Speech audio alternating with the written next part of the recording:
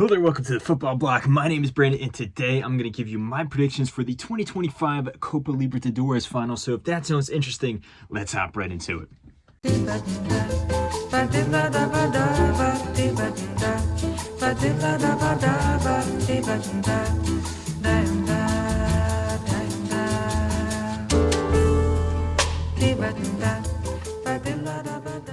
So the 2025 Copa Libertadores is finally here. We're going to see who gets to be crowned the king of South America for the year of 2025. This is always a huge occasion. It's always a very cool game to look forward to. But this time we have a momentous matchup, a huge heavyweight title clash right here between Flamengo and Palmeiras. And this is very interesting. It is yet another all-Brazilian final. We've seen that over the years, many times over the past few seasons. All the economic power in South American football is in Brazil. But what makes this interesting is these two teams right here, Palmeiras and Flamengo, are the two best teams in Brazil. They're actually locked in a huge title race at the time of recording this video. At the time of the finals going on, they're also competing for the title for the Brasileiro Serie A. But not only the two best teams in Brazil, they are also the two best teams in South America, and they have been for the past few seasons. Palmeiras won the 2020 and 2021 Copa Libertadores final. In fact, they defeated Flamengo in the 2021 final. But then Flamengo won the 2019 and the 2022 final there. And these two teams have also been going far. In the years that they were not in the final, they have been consistently the best two teams overall, wholesale, in this continent. They have some of the best players in the continent as well. It is very cool to see the final be between these two teams. Obviously, you have the Brazilian title on the line here, the Copa Libertadores final, but you also have the bragging rights as well. Who is the outright best team? But before we get into the game itself, let's take a look back at both of these teams' season so far, as well as how they did specifically in this tournament and how I think they line up against each other, and of course, my final score prediction for the match. So let's look at these two teams here. Let's focus on the title race in Brazil very briefly. Like I said, these two teams are at the top echelon. The Flamengo is currently first. Palmeiras is in second. There's a 4-point gap there. At the moment, it looks more likely that Flamengo will pull through, but mathematically, there still is a very good chance that Palmeiras could mount a comeback, but their chances have been hurt, as in the past few games they have drawn. I believe it was the last 4 games, to be precise, that they have drawn. Many of these were 0-0 draws as well. Versus Flamengo has come up with a few wins. That being said, Flamengo is not unbeatable, as they recently lost to Fluminense, one of their big rivals there. They lost 2-1. So both of these teams heading into this final based on their league form to seem to be in good form. They aren't losing or hemorrhaging goals or losing tons of games, but they also have moments of weakness that either team could exploit. You can also argue that the title race is going to weigh heavy on this game, and that maybe one team, for example, you might say Palmeiras, might be putting more effort into the Copa Libertadores final, and they have already seeded the title. It remains to be seen as the days go by. But still, that is just yet another added narrative to this game here. Now let's cross over to the Copa Libertadores itself, see how these two teams have progressed throughout the tournament. Let's start off with Flamengo here. They were drawn into a group with LDU Quito, Deportivo Taricha, as well as Central Córdoba. Forgive me if I'm mispronouncing any of these names here, as always. And Flamengo actually finished in second in this group. Now, there is a caveat to that. They finished level on points with Quito, and throughout this whole tournament, Quito, as we'll come on to in a bit when we look at Palmeiras, they were the darlings of this tournament. They were the true underdog team. They were playing some amazing football, some players in good form and stuff.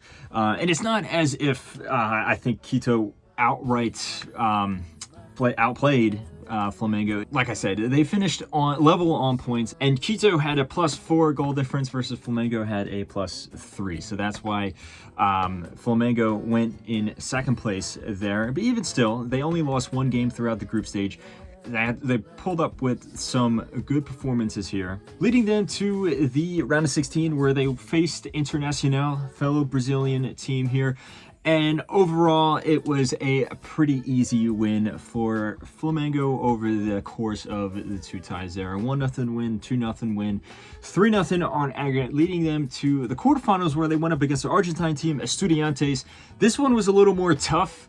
Flamengo actually lost the second leg 1-0, and with a 2-2 aggregate score, they had to go to penalties, and Flamengo just snuck through. I think overall they were the better team. They were deserving to go through, but still not an easy tie there. They faced another Argentine team in the semifinals, Racing Club, the Copa Sudamericana champions from last season, a team that's been in great form in this competition as well as in the Argentine League as well. And I think Flamengo really proved their worth in this competition for this season in particular. Obviously, in these two games here, it was 1-0 on aggregate to Flamengo. Two very hard-fought victories there. 2 clean sheets against Racing as well, which is a huge achievement within itself, leading them to the final. Now let's look at Palmeiras and see what their path was to the final here in the Copa Libertadores. And they were drawn into a group with Cerro Porteño, as well as Bolivar and Sporting Cristal. Not exactly the most tough opposition, and you could see that here as Palmeiras won all 6 of their games. They got the maximum amount of points, a +13 goal difference, 16 points total. They easily mopped up the group here, as you would expect them to. Heading to the round of 16, they actually went up against Universitario. And in the first leg, they got the job done. Away from home, they won 4-0. They were able to relax in the second leg. Very easy win for Palmeiras yet again.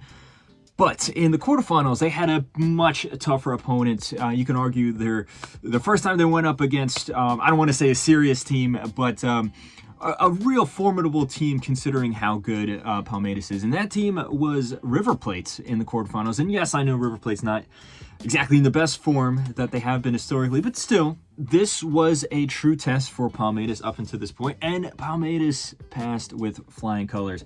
5-2 aggregate score there. Both wins in both legs, both home and away.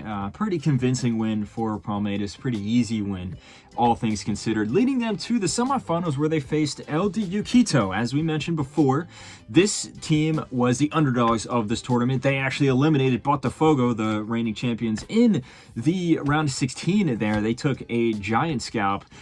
So there was a possibility here that, they could cause Palmeiras some trouble.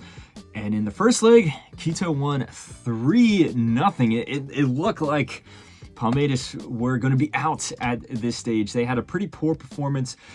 Some of you could say the game just didn't go in their favor. They had some decisions, referee decisions, and some of the goals were due to silly mistakes. But Palmeiras needed a massive comeback, one of the best comebacks that you would ever see in this tournament to make it to the final.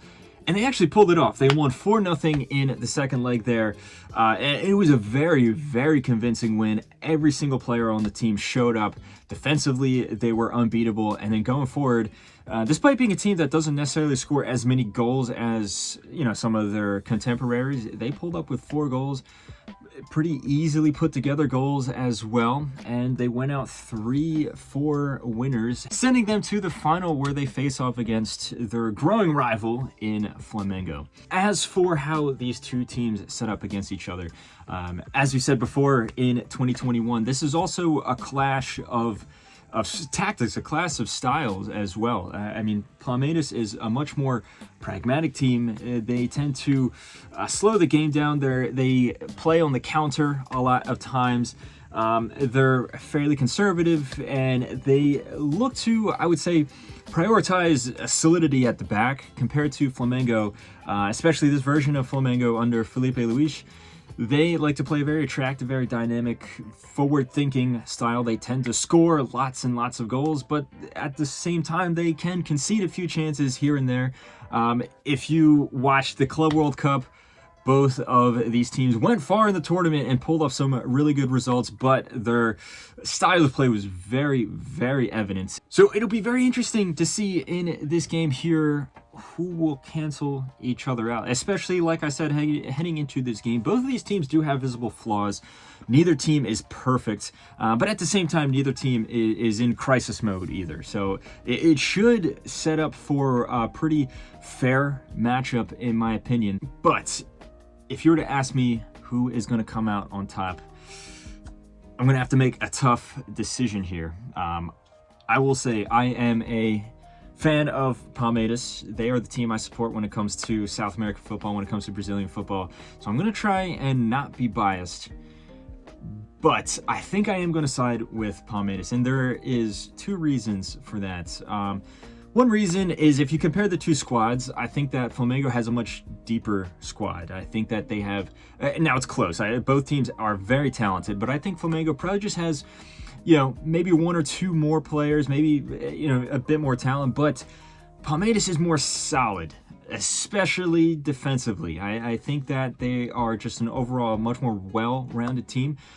But the big reason why I'm going with Palmeiras is when you compare the two managers. You have Felipe Luis, who looks to be a great manager, or a great manager in the making. He's done some great things with Flamengo up until this point. And on the other hand, you have Abel Ferreira. He is a veteran at this point, a veteran of the Brazilian game. The Portuguese manager there has done some amazing things with Palmeiras over the past years. Just in this competition in particular, Abel Ferreira already has 2 Copa Libertadores trophies. So, when it comes down to the experience, I am going to side with Abel Ferreira, and I think Palmeiras will come out on top. I do think that it's going to be a very slow game. I think it's going to be very dull, for lack of a better term. Most of the Copa Libertadores finals have gone this path.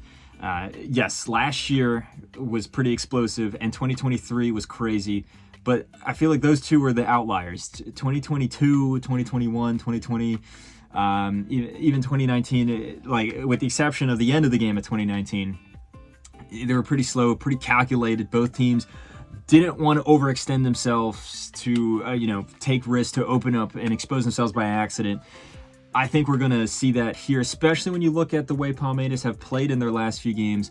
It seems that they are struggling a little bit to score goals, so they rely more so on their defensive solidity. I think they're going to revert back to that mannerism here, and it's going to be a bit of a slog for most of the game. But I think Palmeiras, when they do counterattack, they are pretty ruthless. So I'm going to say they come out 1-0 winners. All they need is that one goal there, especially when you consider Palmeiras is going to be missing, or it's possible that they will be missing a few of their guys. Looks like Piquerez will be out due to card suspension, and Weverton, their starting goalkeeper, is a bit of a doubt. So I think that they're going to intentionally play overly conservative.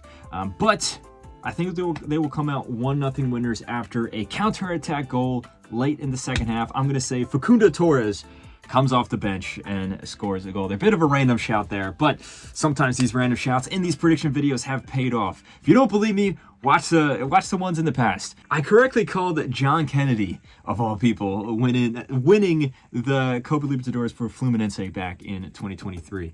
Like I said, if you don't believe me, rewatch the past videos.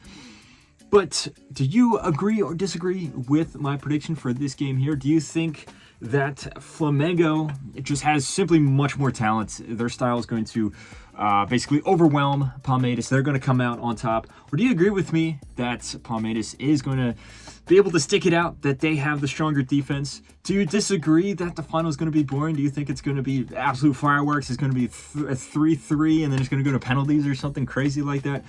Let me know all your thoughts in the comment section below. Also, let me know if you do support a team that's in the Copa Libertadores or that's in South America. Let me know who you support and why. Don't forget to follow the Football Bloc on social media. Don't forget to like and subscribe. Share this video with a friend. But anyway, guys, my name is Brandon. This has been the Football Bloc, and I hope you have a nice rest of your night. Ba-da-ba-da-ba-da.